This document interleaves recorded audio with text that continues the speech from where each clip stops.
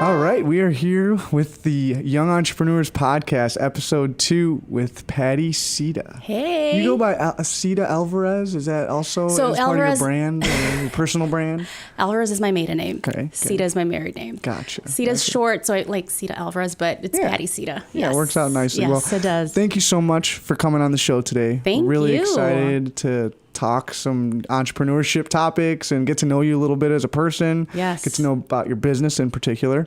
You have an awesome business that you're striving toward. Yeah, and it's awesome. It's fascinating. We've had a lot of conversations about it. So I'm excited to share it with the group and share it with the audience and everything. Yep. Just to give Patty the proper introduction, I'm just going to talk about some of her. Well, thank you for having me here. I'm really excited. Of course. Thanks for coming on. Thanks for doing this and taking the time out of your day to talk to me. Yep. So Patty here is owner of Blueprint Create, which is an awesome company. We'll talk a little bit more about that, and she'll go into more detail about the mission behind that. But basically, she's a business strategist, right? A consultant of sorts. She has an MBA Did you get your MBA? No, I got my MBA at DePaul University in the city. Okay, got you. But you are a professor for an MBA professor at Aurora University. Yes. Teach about 3 classes a semester, you said, something like that? They rotate, but I teach operations strategy, strategic planning, and leadership development. Awesome. And your MBA is in finance from DePaul University. Awesome. You've been in a corporate career for 15 years. I feel like this is the story for a lot of people. You're in that corporate world and you decide to branch out. And that's kind of your story. So you've been in corporate America for 15 years and you created this business, Blueprint Create, which from my research that I've done on the business, looking into your website and stuff, it's business strategy, consulting, mentorship, accountability, partnership, things like that, efficiency in particular. And of course, there's an emphasis on your background in education. You're teaching people how to properly implement some of these strategies that you put into place, which I think is huge, and that's key when it comes to success in a lot of these areas. So can you elaborate a little bit more about that? I mean, I know I tried my best to give the full introduction, the proper introduction, but elaborate a little bit more about yourself and your background. So essentially, my goal is to bring this intentional aspect to entrepreneurship. You know, there's so much, you look on any meme, any Instagram, any media out there, it's about the hustle. And the hustle is good, don't get me wrong, we're all doing it. But at the same time, if we hustle so much that we lose our way, you might end up in a place where you never intended. Oh, yeah. So my goal is to bring that strategic plan back. If you're feeling overwhelmed, if you don't know where to go, if you're wanting to grow and you don't know how, it's let's talk. Let's figure out your vision, your mission, your values. What are your strengths, weaknesses, and let's put this plan together that we collaborate on to help you get to that next level. It takes away from that daily working in your business to actually work on your business and work on yourself. Absolutely. So like you mentioned, one of the things that I realize is by being an adjunct professor is I want to not only help my clients, but I want to teach them so they have value beyond the time we work together. I would love to work with people forever, right? Especially if they're the dream clients. But the reality is that's not going to happen. So I want them to actually be better after our time together. And that takes a lot of their own wanting to do that, right? Yes. So, yeah. I mean, education is one thing. You can put the knowledge in front of somebody, but what they do with it is really what's important at the end of the day. One thing I tell both my students and clients I work with is garbage in, garbage out. Yeah. You know, we can sit together and work on this awesome, shiny looking plan, but if you don't put it to work and you do the work, it's not going to work. Yeah, 100%. Yeah, and then they're going to look back at that like, I have no idea what that entails. Right. You know? Or if you say you're going to, a lot of times change comes incrementally, and let's just focus on 2 or 3 things that we want to work on. You can't make a ton of changes because then it won't be sustainable. So that's another thing too, is creating the sustainable business so that you can continue to be successful. Yeah, absolutely. Beyond the time we work together. That's awesome. That's fascinating. And I think that having the educator background is something that it speaks volumes about the ability to coach people in the right direction. Right.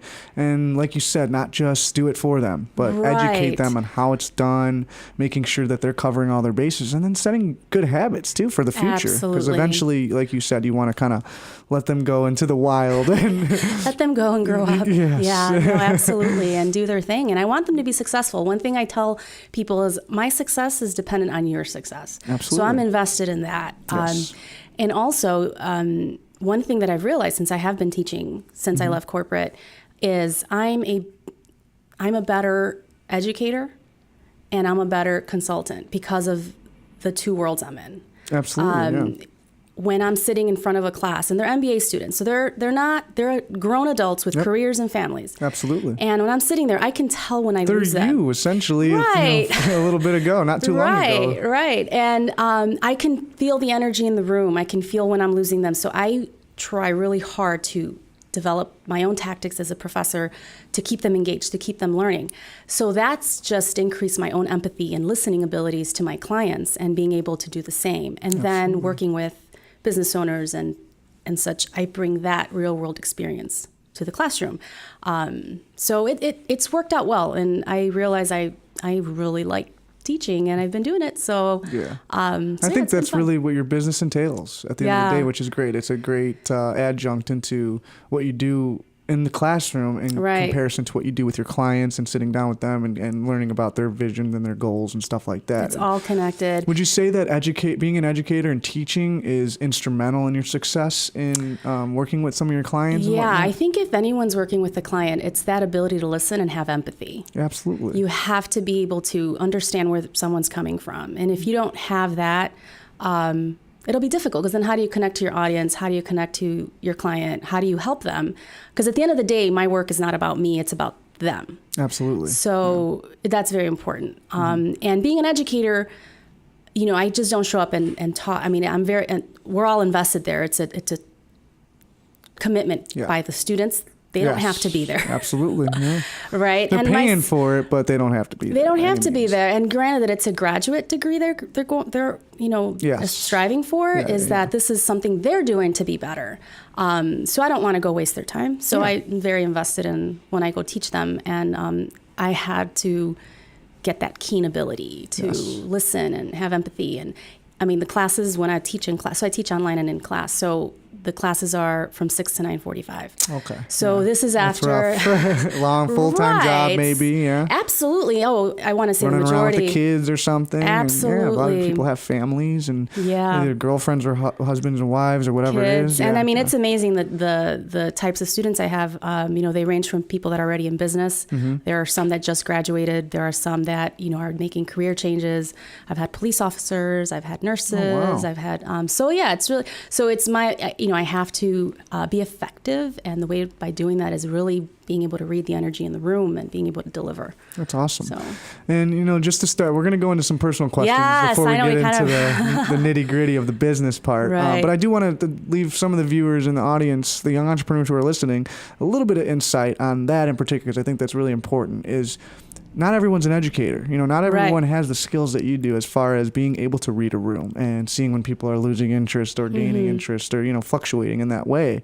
And of course, that's something you had to learn. It's not something that just happened. I'm sure it took practice and it took, maybe reciting some stuff in the mirror every now and then and just being used to being in a crowd or speaking to a crowd. But for someone who doesn't have that type of experience, how would you relate their business experience, like being an entrepreneur or trying to, because in my opinion, I think those same concepts apply when you're trying to get a sale or you're trying to get a new client or you're trying to just understand someone's business in a sense, to help them further. You kind of have to use those same tactics and techniques to listen to what they're saying, understand it, and have empathy, things like that. So someone who's not an educator, who maybe doesn't come from that background, what are some ways that they can apply those types of strategies to their everyday encounters? So the very first thing I tell anyone who I'm working with or in my class is self-awareness. That is one of the biggest things I believe that you can do for yourself if you're a business owner. Absolutely. And what that entails is really doing understanding where your strengths and weaknesses are.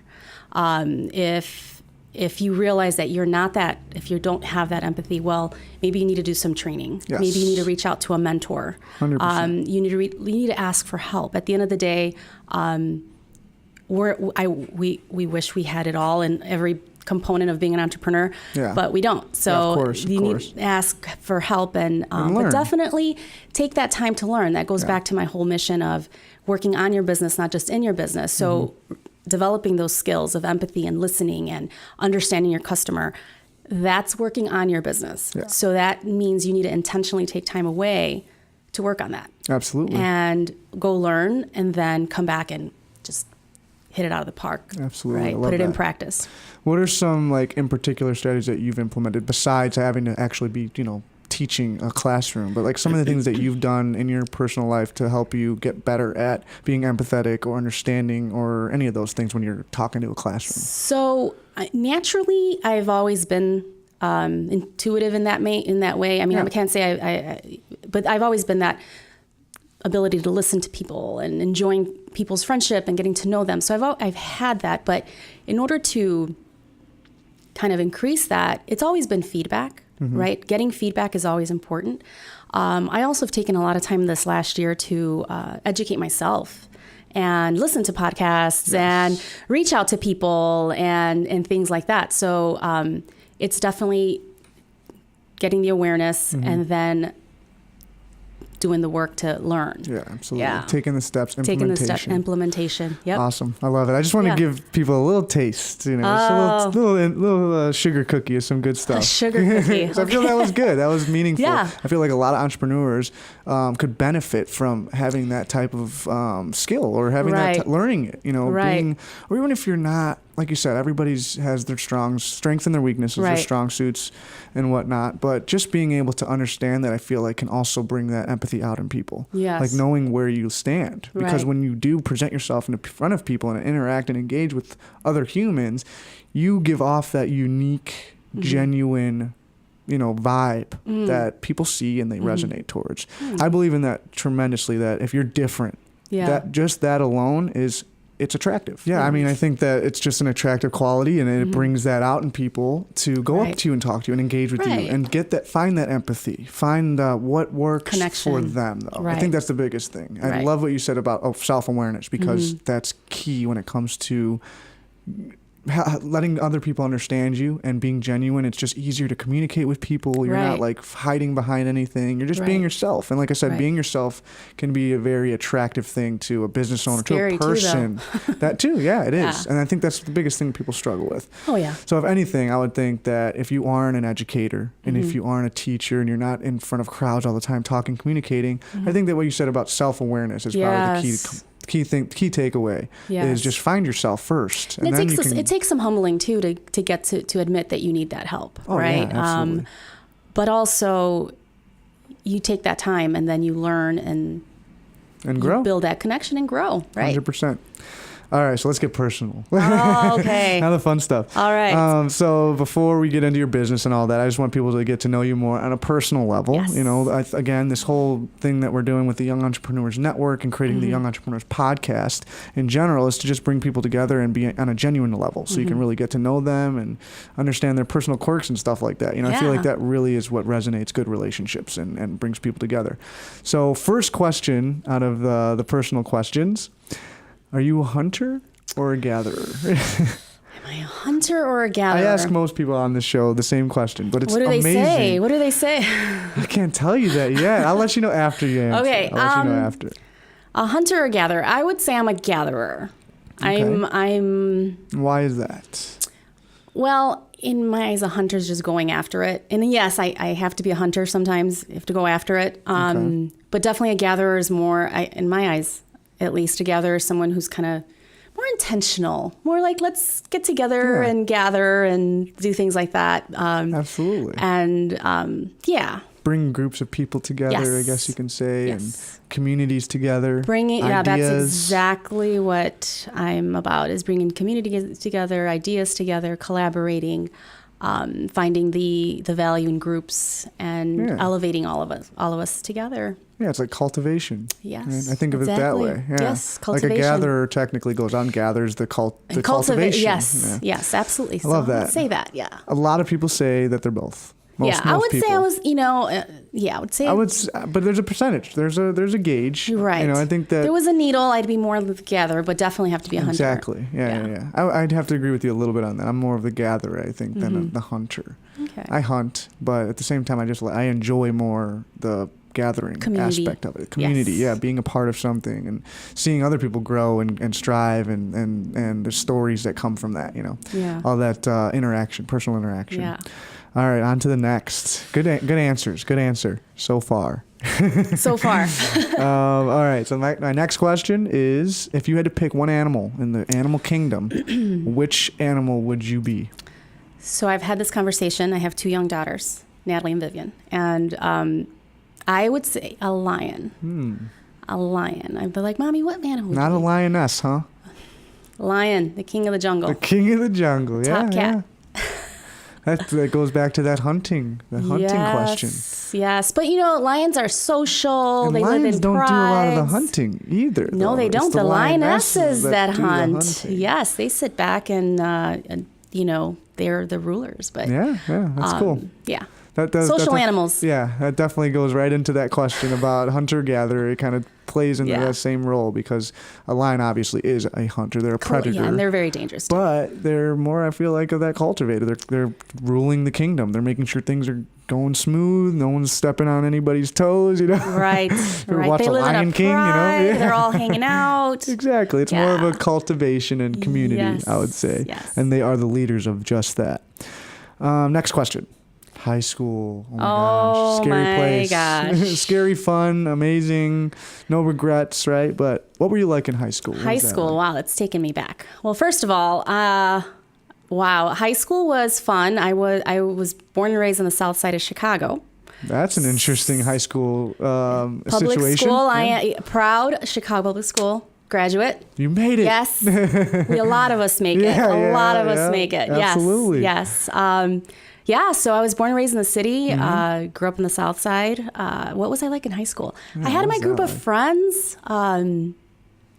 didn't play sports. I did try tennis my senior year. Oh, wow, tennis, Yeah, huh? I don't think we were very good, but we were out there. That's all that mattered. Sport to choose. It was fun. Senior year too. Why senior year? I don't know. We were bored maybe, or just... Honestly, I don't know. I think it sounded like a good idea, just joining the tennis team my senior year in high school. I wish I would have done golf in high school. I don't even think we had golf. Maybe. I don't remember. I would have been so much better now if I did that. Now I just embarrass myself every time I go out there. Yeah, you should have started way back. Seriously. So I had a group of friends. I was a dreamer. I, had a lot of fun. That's Family, awesome. Yep. Yeah, my high school, I was an introvert and just adapting to anything. I was very quiet and shy, kept to myself. Very different now. It's such a weird transition that I've noticed throughout the last 10 years. Mm-hmm. But I went from being super quiet and shy and soft-spoken to just kind of jumping off the ledge and saying, whatever. I'm just going to see what happens you were with just kind of checking everything out though, right? I think so, yeah. We talked about this. Yeah. I was very observant. Yeah. I was definitely an observer. I could just sit in a room and watch and not communicate very much. And I've realized, though, from business, from sales, from being and engaging with people, I'm very good at, and being an extrovert essentially, and going and starting a conversation with somebody or asking questions and being empathetic, like we talked about earlier, and really diving into a conversation. Right. So it's a learned thing, though. Again, I think that I lacked that back then, and I think that's why I struggled in high school, is because I didn't know how to go up and talk to the cool kid, I guess you can say, or the cute girl. Did you do sports at all? I was a wrestler. I wrestled all 4 years. I was an athlete. So now were you out here in Chicago, or? I was in the suburbs. Oh, in the suburbs. Yeah, I lived in. I went to Lake Park High School in Roselle, Itasca area, Bloomingdale, that whole spot. Yeah, northwest suburbs. But yeah, I mean, I did sports. It was just, I don't know. I think it's just discovery. I was I was a late bloomer. Wasn't your time? In general. Yeah, exactly. We all have our time. We all have exactly. Our time. So now I think I'm shining, though. I hope it's a little better. All right, so on to the next. This one's fun. So, favorite 90s jam? Favorite 90s jam? Oh, my God. So, back to my high school days. I know. They're so lot. good. I mean, is it hip hop? Is it pop? Is it boy band? It's you. What is it? It's you, Patty Europop? Sida. That's you. Spice Girls? What 90s genre do you want to talk about? What in the 90s, when you got home from school or whatever you were doing, did you pop into your CD player? I have to admit, CD player Walkman. I had the big...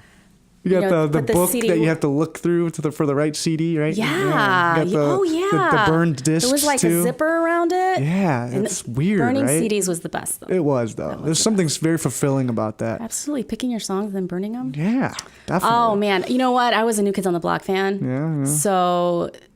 early 90s would probably be New Kids on the Block. Oh, well, you changed your answer. You've been changing your answer a lot. No, then guys, I got to late 90s late now. 90s, Britney Spears. Oh, snap. Can't go wrong. Yep. NSYNC. Hit Me Baby One More Time. Hit Me Baby One More Time. That's the one. That's the ticket. That's the anthem. All right, this is a fun one. This one always gets people. So you have been given an elephant, all right? And that elephant, you can give it away, or you can't give it away, and you can't sell it. Okay. So what would you do with the elephant? So it's mine. I mean, forever. You can't give it away, and you can't sell it. I mean, you can get real resourceful with this kind of question and figure out a way. Oh my gosh! But I can't give it away as a gift. So it's let's mine. Just say you got to keep it. We'll just hang out with it. Yeah. We'll just hang out. What would you do with an elephant? I don't know. It'll be in the backyard. My kids will name it. Yeah, that's true. They'll love it. Do circus tricks and stuff. Circus feed it tricks. peanuts. Feed it peanuts. Throw them up in there and catch them in the nose. Yes. That'd be cool. And the snout. What is that? Probably. Oh, the trunk. The trunk. That's right. Yes. Yeah. I don't know if I can't do anything with it. I guess it's just hanging out with us. That'll be do. Part of my big old family. That'd be fun. That'd be an expensive pet to have to take care of that I'm not going to clean it up, though. Yeah, you might have to hire someone. Yes. No, I will not clean it up. That can get dirty. All right, so on to the next. That's enough of the goofy questions. I want to get to know you more as an individual. Okay. Favorite hobbies? Like, what do you do outside of your business? I know that most of entrepreneurs are like, that's it. Business is hobby, personal life, all of it. But for you, like, how do you wind down? Well, winding down has been something that I can keep going because I can always switch gears because of the hustle, right? Of course. So what I enjoy, and I wish I had more time for, and I need to make more time for, is I definitely love reading. And I do read, but I read a lot of business books and case studies and things like that. But I need to read more fun books. Absolutely. Broaden your imagination a little bit. Yes, read about some fiction. Yeah. Definitely travel with my family is awesome. Wish we could do more of that. Reading, music. I'm always in pursuit of some fitness goal, trying out some new hot yoga, whatever the case may be. So I love doing that. Running. That's awesome. Yeah, I'm trying to get back into running again. I used to run more pre-babies, but now I'm trying to get back into it. So I have a couple races that I'm signed up for. Really? Which ones? There is called the Glow 5K. They're 5Ks. I'm like, let me ease it back into it. So there's a Glow 5K. Glow is in the dark? Yeah, it's like 8 o'clock at night on the 18th. This is May, and it's 5K. Then I have another 5K in June. So beautiful. So I'm getting back to running. Yeah, that's huge. Yeah, it is. I miss it. It's hard right now, though. Yeah. It's like, whoa. It's what I love about the responses. What I love about all those responses is that the stuff that you do for yourself, like self-care, hobbies, things that you want to just do as part of your own, your own journey to self-fulfillment, essentially, are all things that I would say personally that would contribute towards your business and your goals and some of your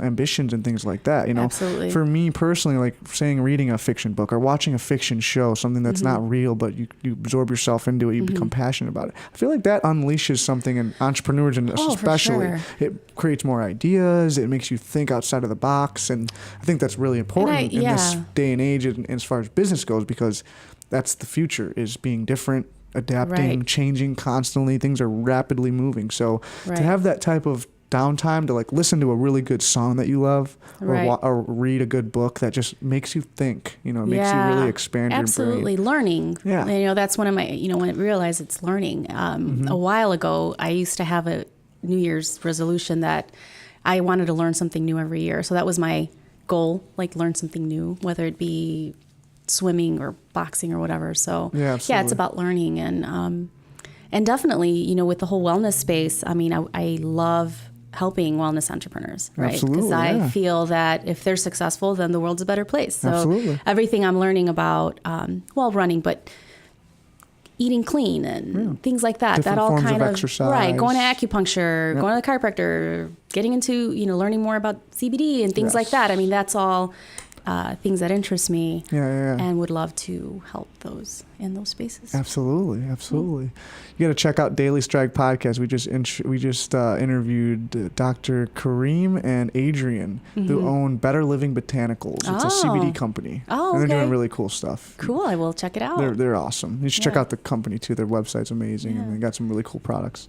But another going back into the hobbies thing and everything, fitness. I would say that's probably another piece that also contributes towards your business. Oh yeah, like I do jiu-jitsu. That's one of my hobbies. It's workout, but also self-defense. I compete and all that. But I always apply what I learn in that sport in that activity to my real life. And I feel like even just getting in shape, like setting a goal. I want to lose 10 pounds. I want to lose 20 pounds. Like those type of habits are ultimately going to contribute towards better habits for your business. Absolutely. Better habits for your life, your family, whatever it is. So meditation has been one. I call myself a reluctant meditator because it's not supposed to be easy. No, it's very difficult for me. I've tried. And I've done, the challenges on Calm, like the 7-day challenge, 21-day challenge. Yeah. And that's something that definitely, sitting down, being quiet for 15 minutes and I work on consistency. Being present. Right. That's the best part I love about it because we're always thinking about what happened before or what we're going to do. Right. It's hard to be like right now in the moment. And that's kind of why I like these podcasts because it really forces you to be in the moment. Like I can hear myself. Right. It's all we hear. And you know what? I was running through this in my head like obviously all day. I was like, what am I gonna, and it doesn't even matter anymore because I'm like, it wasn't what I said I was going to say. Yeah, we're present too. It's happening. There's nothing we can real. do. This is life right now. We're rolling, exactly. That's awesome. Yeah. All right, so my last question, as far as getting to know you personally and all that good stuff, what's your favorite thing about being a young entrepreneur? You are a young entrepreneur, meaning new. You're a new business owner. You just started in... officially late last year. Officially. Yes. And so I've been freelancing and meandering along the way, but still very new to the world of entrepreneurship. Yes, no doubt. Especially coming from corporate, I feel like it's very different than Absolutely. going out on your own. It's a whole other ball game. So what would you say is your favorite thing about being where you're at right now? So my favorite thing is I feel like I'm making a positive change in someone's business. Absolutely. And that is one thing. There's a couple things, but that's one thing in that there is like real change happening, and being a witness to that is very fulfilling, and it helps me be better. Yeah. The second thing is that was kind of surprising, or I didn't realize, was meeting others like-minded entrepreneurs like you and other people that we know, and that's just so inspiring because people are living their lives and they're living their dreams. Yeah. They're happy. A lot of them. I mean, it's not saying that's not hard. It's Absolutely. Harder than anything in the world. Mm-hmm. But at the same time, there are people doing it. Yes. And they're happy and they're successful and they're filling out their purpose that they're put on this earth for. Absolutely. And going into networking events and meeting people and doing one-on-ones and coffee chats and things like that.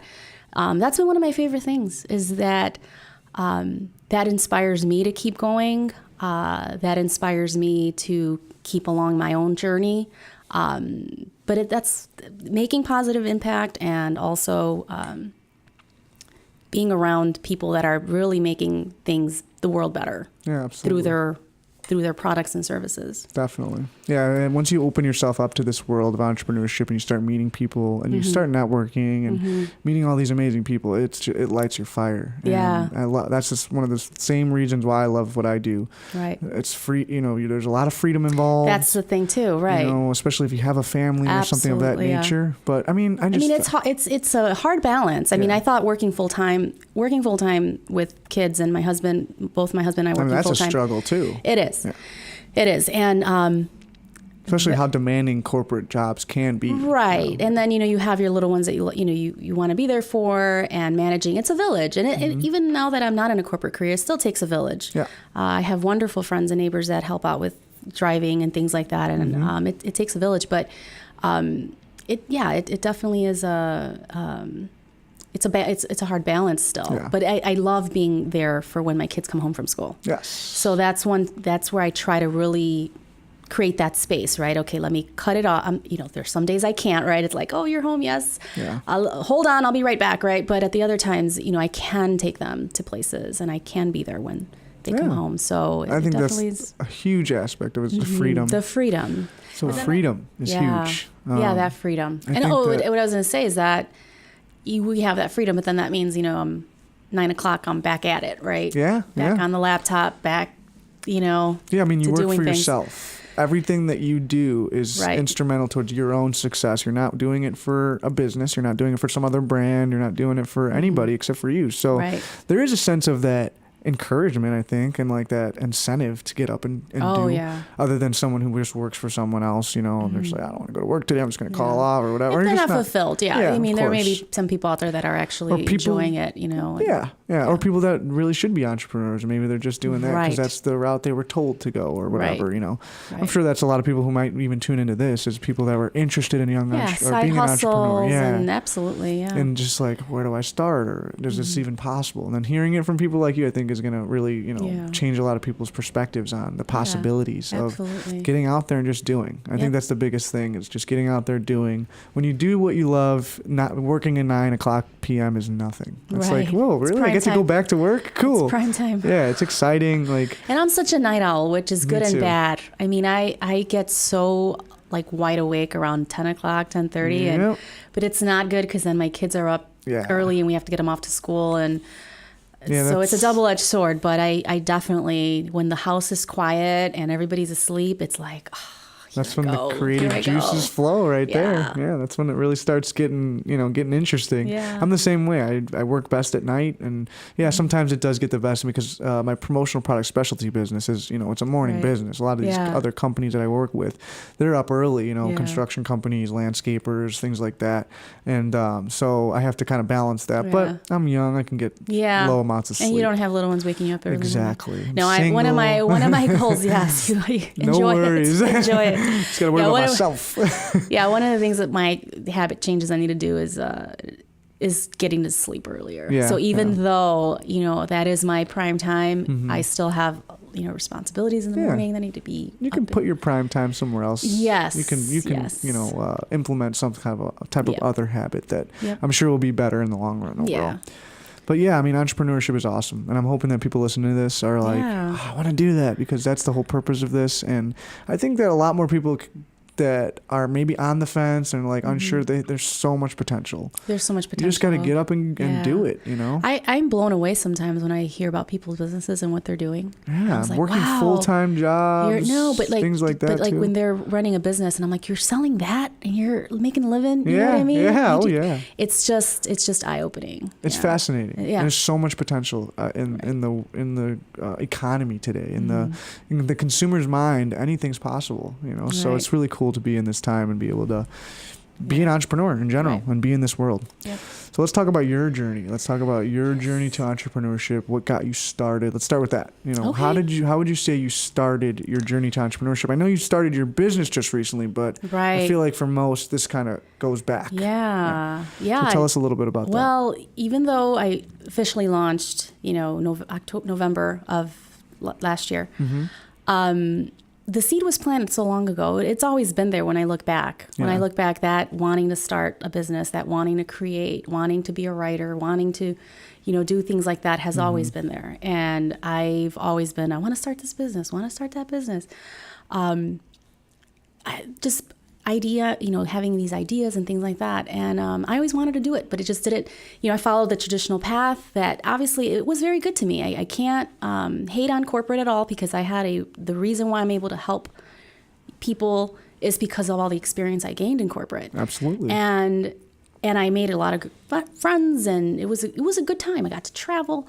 So but I followed, go to college, get a job and all that. But it was always like, I want to start my own business. I want to, I want to start a juice company, and I still want to start a juice company. People out there know that I want to start a juice company. Yeah. But it's never too late. It's never too late. But I wanted to start a juice company like 4 years ago, and I'm like, wow, now there's like 1,000 juice companies. Yeah, Beans, Greens, Proteins. Watch out. Have you heard of them?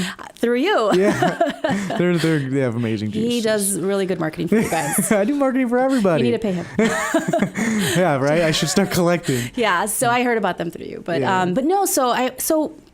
When did this happen? Is that now I had children and a family, my husband and I, working the 2 jobs, and I'm like, there's got to be a better way. But I was in a good spot. I can't complain. It was a good team, good work. Being a Virgo, I'm a very analytical, let's look at things, let's analyze. Realistic. Why should I leave, right? It's well paid. I was working really close to home. Everything was okay, but it was just like, but I want to, it's not working out. Itch. Right. So then it's going to be 3 years this summer. They announced a relocation. They're like, hey, we're moving. And it was like, that's it. I'm done. I'm leaving.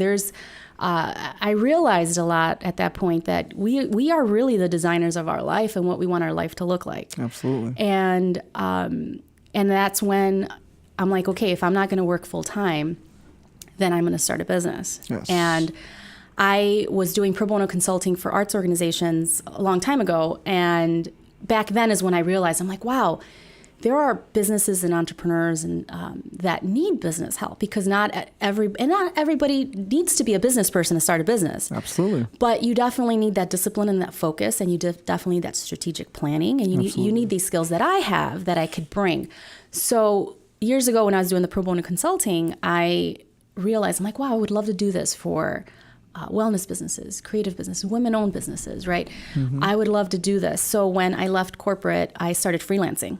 So that started, 3 years ago, that was when I'm like, okay, this is it. This is it, because either my life's going to change completely for our family if I, relocate, or I take the plunge and do this. And that's when it started. So 3 years ago, I started freelancing, and started teaching. And then, last year, I'm like, we got to make this legit and real. Do it. Yeah. And do it. And it's a different mindset, because in a freelancing perspective, I was really doing things word of mouth, no website, no social media presence, things like that. But now it's like I'm the boss. You're out there. Yeah. I'm out there now. So I need to, hold events. I need to, be out there more and things like that. So I'm in that growth mode right now of getting out there. So that's fun. And then what's your thought process as of right now, like being in that stage? Are you still excited about everything? Things are starting to get a little stressful, or? Oh, things have been stressful up and down the whole time. Has anything changed from that freelancing to actually putting your own website out there and getting more legitimate, I guess you can say? I'm more excited. There's been ups and downs where, I'm not going to lie, I'll be honest, because this is real raw and everything. Absolutely. There have been times when I'm like, do I go back to work? Is this worth it? Because you work so hard, and sometimes you don't get anything in return. Oh, a lot of the time. Yes. And that's stressful, because we do have a family. And one thing I got to point out is the only reason I'm able to do this, I can't advocate, just quit your job, you'll be fine. Yeah, because I have a husband who works full time, and he's super supportive of me and my business, and he's my biggest supporter. So that's why I was able to do this. So not everybody has that opportunity, and I get that completely, but I do. And there have been times, do I go back to work? Is this worth it? And there was a time last fall when I just was on, last summer maybe, this is, I don't know, right? Yeah. And then a trip happened I went on a trip, and I just got a lot of clarity. And it's one of those self-care moments. Self-care, right? Reading a book, listening to a good song. Yes, it was definitely a self-care moment. And I just had this this is what I should be doing. Yeah. And then I just kind of got myself dusted off again, in the fall. And I learned something too, that I took some self-awareness, is that the highs are highs and the lows are lows. They can be, if you let them be. Yeah. If you it's all perspective. Right. If you got a lead, you're just, And then if they don't call you back and return your emails and all of that, it's just like, oh my God, I'm horrible. I'm never going to succeed. So true. So then I realized, I'm like, I can't, that's not How do you talk yourself out of those moments? I think that's a very big struggle for most people, is being able to talk yourself out of those moments where, like, because, I mean, it happens on a regular basis as an entrepreneur. Right. I mean, it's a numbers game. Like, you're constantly being said no to on a regular basis. I mean, it can take a stab at your ego a bit, or your self-esteem, you know? Right. But what would you say is, for you in particular, like, as a good way that you were able to say, you know, cut that voice out and say, no, this is fine. I'm just going to keep moving. You know, I'm a spiritual person, and I pray to God. Okay. I have my husband who's there to pick me up. Yep. It's So always that's good to have important. that. That's important to have a supportive partner in 100%. this. But also, I feel I've done a lot of work on myself, on my own mindset this last 18 months, as far as learning more about, you know, journaling and doing things like that, meditating, and that's helped. And this is the thing, I realize it's a cycle. It's going to happen again. Yeah. But once you know it's going to happen again, then you can prepare yourself. Absolutely. Okay, I like that. So even though everything's a cycle. Self-awareness, essentially. Self-awareness, right. It's about, so now, you know, I was like, you know, this isn't, maybe I need to go back to work, whatever. But then I'm like, no, this is what I need to be doing. And then once I started, you know, making changes and putting myself out there more, my attitude changed, my mindset changed, and I've had amazing opportunities come through. And it's kind of like it keeps going, right? Yeah, that was really good stuff on the start of your journey, the entrepreneurship journey. Now, the business that you own, Blueprint Create, it's www.blueprintcreate.com. Yes, correct. You started it November last year, right? October, November last year. You're officially online. You're officially on social media. I know you have an Instagram page and all that good stuff. Some of the services that you offer, you know, business consulting being you know, one of the major ones, but just strategic planning, having a accountability partner, a strategic partner, if you will, and then of course the education aspect of it, educating your clients on how to implement these systems and processes properly. But I think the biggest thing that I took away from it was just helping people create their blueprint. Again, the name, right? Creating that blueprint of how they're going to implement this passion of theirs or this journey, whatever they're trying to put out there into the world. Right. So, how did you come up with that concept? The concept in general of that, you know, the name itself, all that good stuff. What kind of sparked that intuition as far as that name and the concept? So the concept came back again from that when I started doing the pro bono consulting. Okay. So that's where I knew that when I was working with artists that had an art gallery and they needed a business plan and things like that for funding, that's when I realized, wow, if you look at our small businesses, I mean, they're all sectors, all industries, right?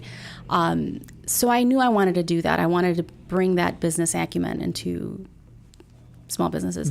So Blueprint, blue had to be in the name. Yes. Blue had to be in the name because that is my color. Blue represents like tranquility, calm, trust. You know, you look at the blue sky, you look at the blue ocean, it's endless. It's endless possibilities. When you're dreaming about things, you know, you look up. So I always wanted that blue in the name. I wanted blue sky. Then it was taken. Yeah, of course. Struggles of being an entrepreneur right there. Google searching names. Searching names, yes. It's terrifying. Every version of blue sky was taken. So then it just came to me one day, Blueprint. I'm like, this is it. This is it, because that is what I'm doing. I'm helping you together. It's a collaboration to develop a blueprint for your business and creating that change you want in your business. So that is where the name came from, Blueprint Create, and the concept of, taking that time away a little bit, investing in yourself, and developing this strategic plan. And a lot of times people are like, what does that mean? It's fluffy. It's elaborate on that. Well, look at your business model. Yeah. How are you making money? Where are your expenses at? Where are your revenues coming in? Which revenue streams are actually profitable and which ones aren't? Yes. When's the last time you looked at that? When was the last time you checked your business model? Does it work? Is it still profitable? Yeah. So those are things, that's one of the first things I do. We actually step back a few steps. What we start with is, what are your values? Okay. You know, those values that make you tick and make you wake up to start your business. Absolutely. You need to define those, because you're going to connect with your tribe that way. Yes. Because you want to connect with like-minded individuals. So again, it kind of goes back to that self-awareness. Yes. Learning about who Yes. you are as a person, and Yes. that's going to really set the blueprint for the rest of the plan or the rest of the and your strategy. vision, right? Yeah. And what your vision is. And then we go into strengths. We do strengths and weaknesses and opportunities. We know that, again, self-awareness. So then we find what your priorities are. And then once we find what your priorities are, then we start working on them and we develop action goals. So one of my things about goals is we always talk about goal setting, but it's actually system building, because a goal is you can reach the goal, but you need to develop a system that you can replicate so that you can continue to be successful in that area. Of course.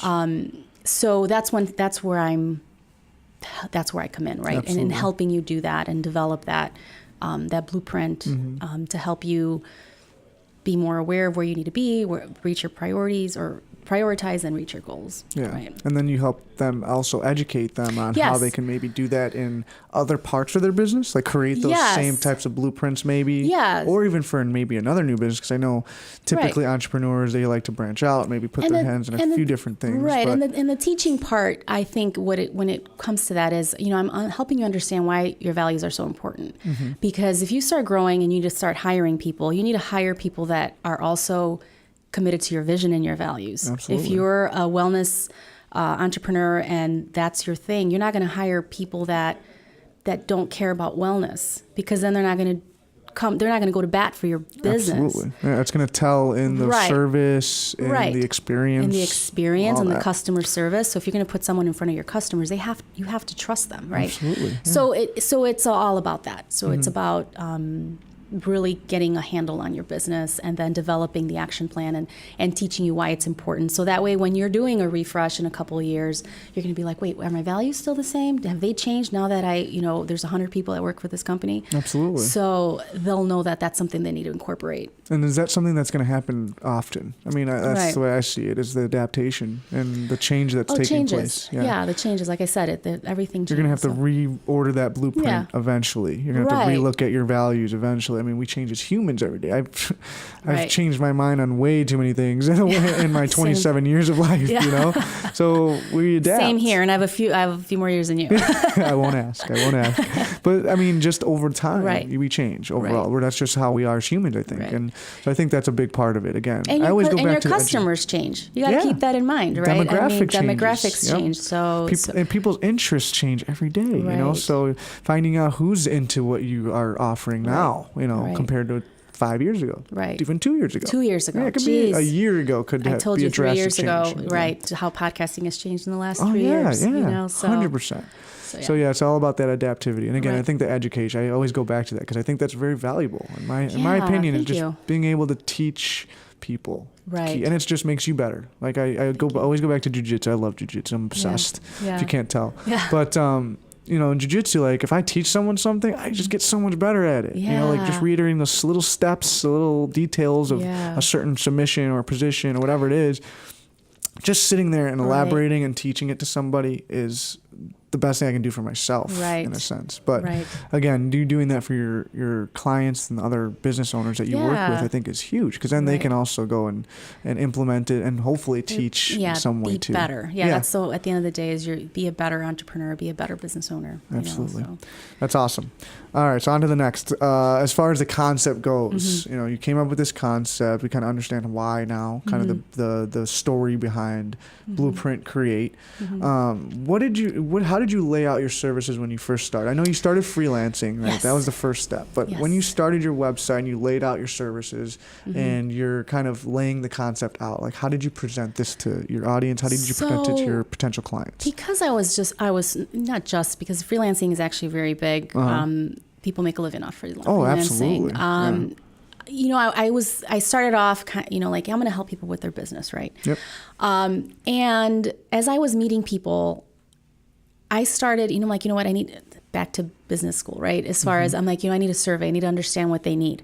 So I developed a survey and I started sending it out to people that I knew that had businesses, and to get feedback from them. Like, where are their pinch points? I can sit here and assume, right? But you need to talk to your customer. You need to talk to your audience to hear what is it that they need, what's missing from them. Absolutely. So I developed a survey, and people I met at networking events and things like that, I would ask, hey, can you mind filling out the surveys. So I started getting feedback back.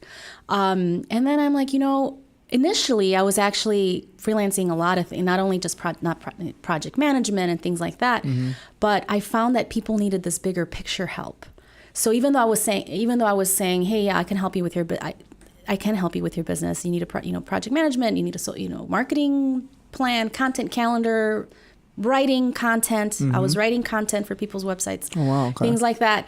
I realized, wait a minute. When I was getting back the surveys, it was more about, where can I improve profitability, right? Yes. How do I reach my customer? Okay. And it's not, so then I was like, wait a minute, they need to go back, right? So I switched gears over time. So I stopped offering content writing. I stopped offering any social media help or things like that, because I'm like, that's not where my value's in. Yes. I can outsource that to people that do that and have a ton of value in that. Absolutely. My value is in the strategic aspect. Yeah, the one-on-one aspect too. Right. Yeah. That what are your values? Do you know? Have you asked yourself?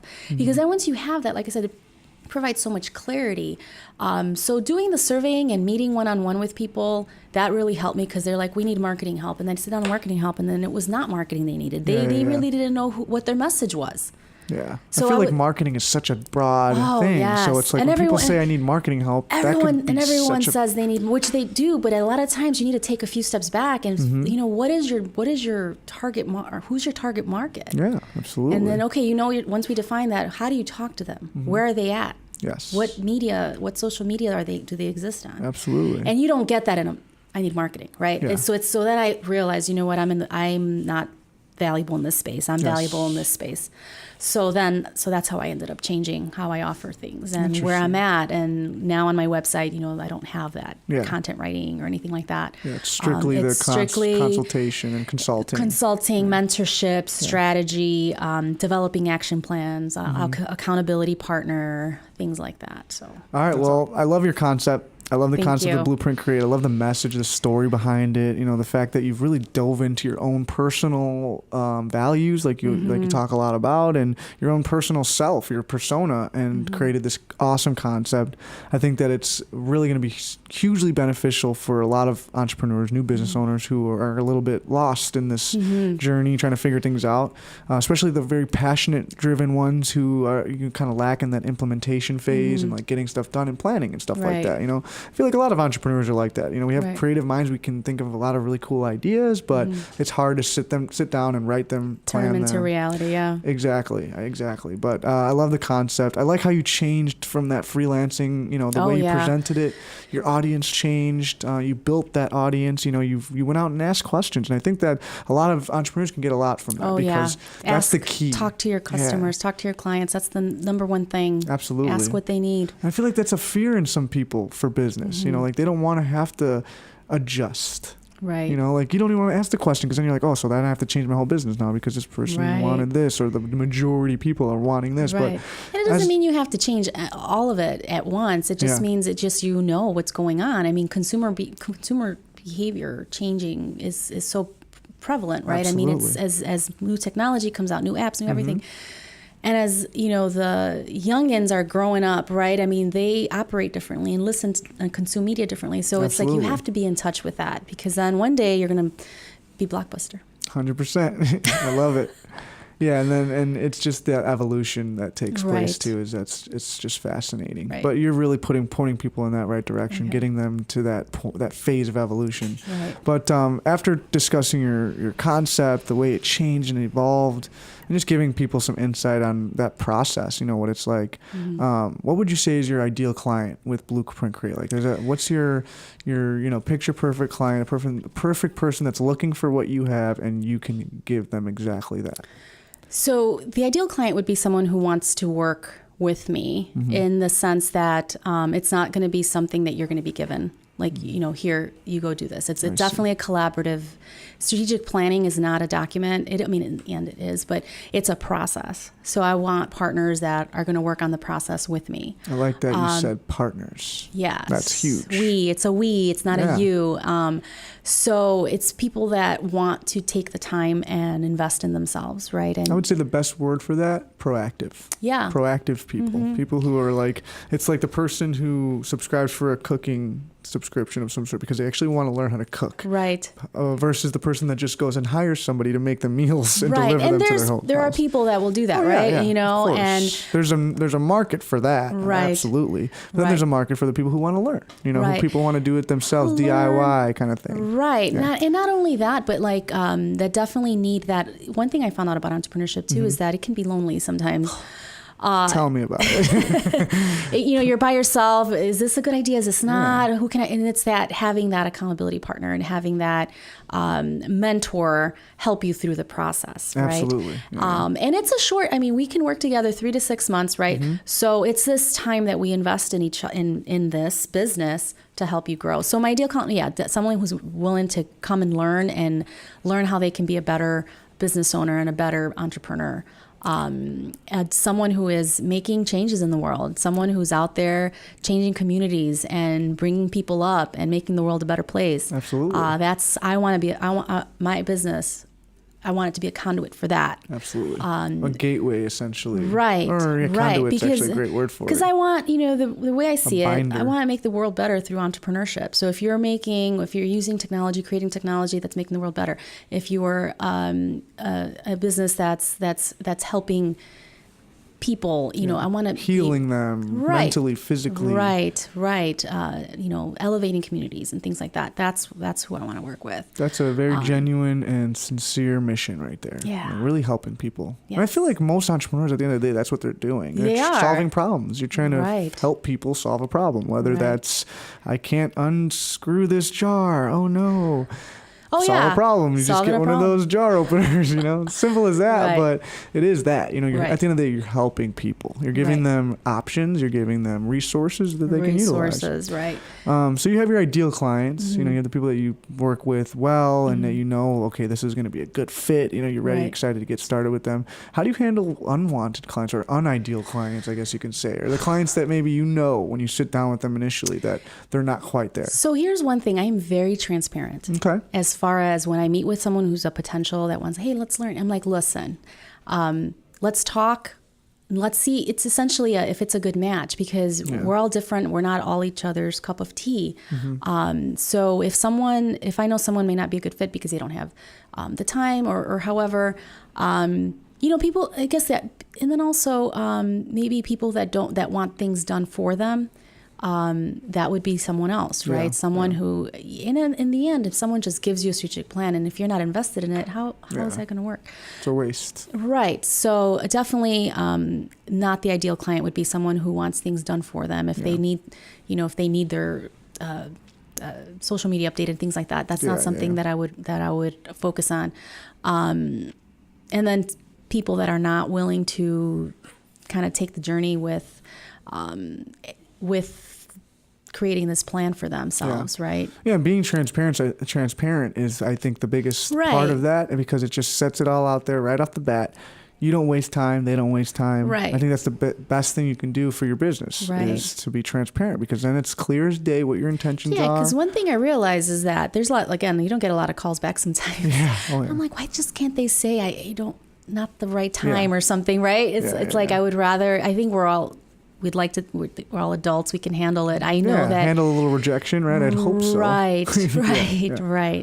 So I feel that being transparent, and if someone tells me, you know what, you're not the right fit for me, I need someone who's and I'm like, you know what, that's okay. And again, that goes back to the highs and the lows and staying in the middle, right? Yeah, absolutely. Is that now I've learned that, like, you know, you're not going to be everybody's cup of tea. You're going to get a lot more no's before you get the yeses. Yeah. And I feel like closer you get to the yes or the no, it's better. Like the less time spent. Right. You know, it's like you want to get to that point faster. Right. And by being transparent, it's the best way to do that because you put it all out there and people know now, okay, this is who I'm dealing with. Right. I'm either going to tell them no right now or I'm going to give them the time of day. And then I think at that point, once you put that out there and you put that type of genuinity out there, the yeses are much more higher probability because you put yourself out there, you're genuine, it's you're transparent. This is exactly what I have for you. Yes or no. You know, and if the no isn't immediate, then you know, okay, there's a higher percentage that I might actually gain this client or be able to work with this individual. You know, so I think the transparency is key. That's my favorite word to use ever. Transparency. It's fun to say. It is, and it just reminds me of a windshield, and I love this analogy of the windshield. Like, if you want the inside of your windshield to be clean, and the outside of your windshield to be clean. You know, like I feel like a lot of people, they clean the outside of the windshield, right? But then the insides are really dirty, right? So they can't see anything that's going outward, right?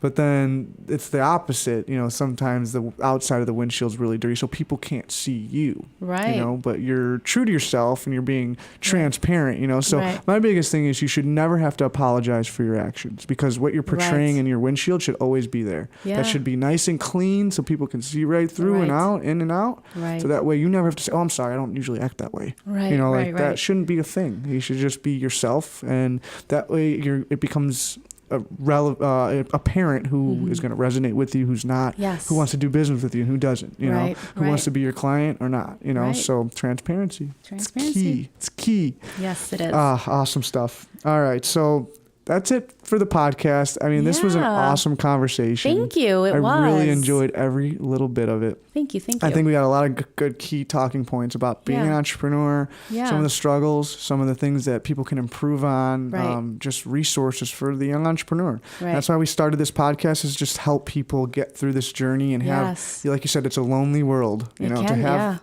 other individuals. I was surprised about that. That's one of my biggest surprises, how lonely it could be sometimes, because can I talk about the 1871? Absolutely, yeah. So, earlier today, I found out I was accepted to be an 1871 mentor in the city, which is the tech incubator. And I was like, I got the email, I was like, yes. And then I'm like, okay, where are my coworkers? So I told my girls, I'm like, girls, guess what? Oh, you know, geez. And then they're just like, what, Mom? That's so funny, though. So that's the life right there. We're sitting there just excited, but there's no one there. It's crickets. But you know what? I think that's the value of working with a team too, though. Right, you know, like, and having places like the Young Entrepreneurs Network, and going to networking events and being around people like that, because being able to celebrate those wins, that definitely like fills the gas tank to keep going. Oh yeah. So you should throw that on the Young Entrepreneurs Network Facebook page. I'm sure people would be ranting and raving, giving you all the praise you could ever want. Oh yes, it's a good place to do it. Yes, you know? yes. You ever feel lonely and you just accomplished something and just amazing? Post it on the Facebook. You know what? That's actually, we should put that. That's what we want people to be doing on there for sure. And then obviously when you need a little pick me up too. Yeah, exactly. A little motivation, a little something, you know. And that's what is amazing. Again, it's a lonely world. So I'm glad you brought that up. You know, a lot of people need to hear this. A lot of people are on the fence. People are like, I don't know if I want to get into that. Or they're being thrown all types of adversity or all types of doubt. Right. You know, people saying, no, you can't do that. What do you mean? You have these bills to pay, and you got a family to feed, and you know all these things. But again, if you really want something, you're really passionate about it. If it's in you, you know, one thing that I realize is that you know, when you have it in, when you feel you want to do something, it's not going to go away. Because I felt like this when I was 27. Yeah. And then I felt, and I'm like, okay, you know, I felt like that after I had my kids, right? I was like, oh, I have this. I want to do this. It may change a little bit, but it's always there. It changes a little bit, but it's always there. So if it's always there, it's like, well, maybe you need to see it through and see what happens. So if it's there, if anyone listening, if it's there, check it out. I'm telling you, it's worth it. Listen to your intuition. Yes. Let's talk a little bit about this workshop we got planned. I'm excited about this. All right, so let's talk about this workshop. Yes. Young Entrepreneurs Network and Blueprint Create are coming together. We're going to put on these cool workshops for our group. We want to just get more education out there and get more people involved in the group, doing more than just the networking phase, which is awesome. I mean, we have a blast every time we get together. We make great connections. We built serious bonds with each other. But I think now it's time to kind of elaborate on advancement and personal development, business development, things like that are going to help people propel themselves in the right direction. And after talking with you and some of your ideas, and even having your background in education and being able to set up like a classroom style presentation that's interactive and enjoyable. And fun. Exactly. And from what you showed me, I'm really excited. Big assumptions. The big assumptions. The lies you believe that hold you back. It starts there. And that either takes people into the next level and being an entrepreneur and taking it off and doing all the right things, or it can talk people out of things. So I think, like you said, starting with that self-awareness. And that's what the workshop's going to be about. It's going to be about that self-awareness, kind of goal setting, understanding your own values, Right. seeing where you lie. Definitely is around why sometimes I change is so hard. Yeah. And I mean, I struggle with it just because I am in this and I'm working on myself. We're all works in progress.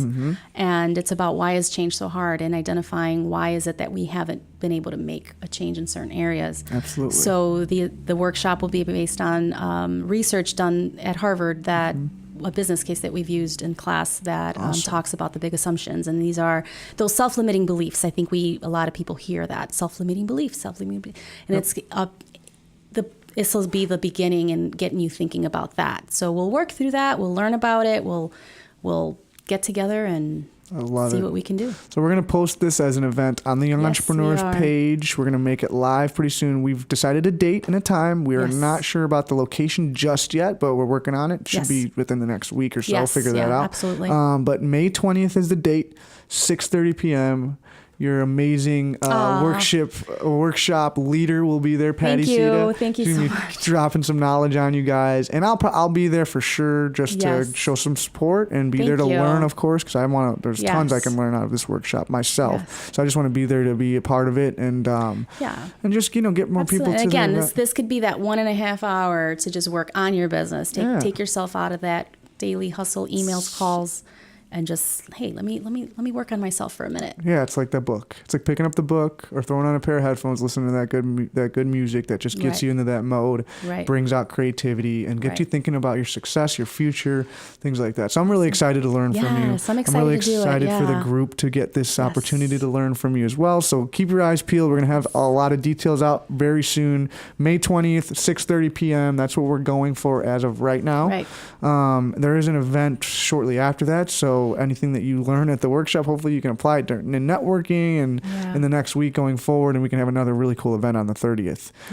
But other than that, I think that's it. We can wrap it up with that. I want to just tell everybody where they can find you as far as your business goes on Instagram, any type of social media. So I am on Instagram, Blueprint Create, and at blueprintcreate.com. There's more social media coming with Facebook and LinkedIn.